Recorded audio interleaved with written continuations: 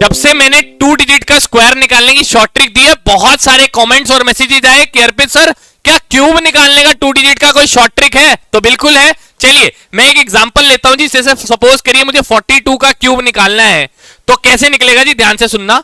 सबसे पहला काम 2 का क्यूब आपने करना है यूनिट डिजिट का। 2 का क्यूब कितना हुआ जी, 8 हो गया जी, 8 यहां पर लिख दिया। उसके बाद इन तीनों को आपस में मल्टीप्लाई किया, 4 दूनी 8, 8 3 24, 24 रखा साइड में। अब ये 24 जो आया मल्टीप्लाई करने के बाद इसको यूनिट डिजिट के साथ पहले मल्टीप्लाई किया, तो 24 इंटू 2 कितना हो गया, 48।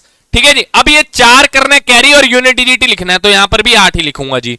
उसके बाद अब क्या करूंगा जी, ये 24 को ये टेंस प्लेस के पास जो नंबर है उससे मल्टीप्लाई किया, 24 इंटू 4 96 हो गया। 4 यहां कैरी था वो जोड़ दिया, कितना आ गया जी, 100 आ गया जी।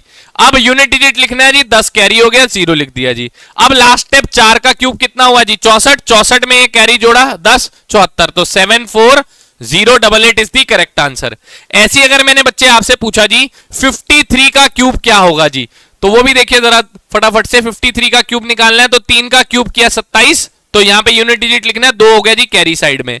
फिर इन तीनों को मल्टीप्लाई किया, 5 3 15, 15 इंटू 3 45, 45 को फिर यूनिट डिजिट के साथ मल्टीप्लाई किया, 45 इंटू 3 हो गया जी 135 हो गया जी। 135 में ये 2 जोड़ दिया कैरी, 137 हो गया, 137।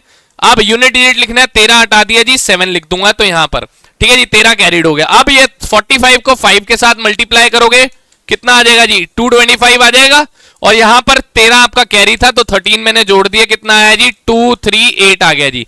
तो 8 यहां पर आपने लिख दिया और 23 कैरी हो गया। अब लास्ट स्टेप 5 का क्यूब किया, 125, 125 में ये 23 आपने जोड़ दिया, कितना आया जी, 148 आया, तो 148 आपने लिख दिया जी।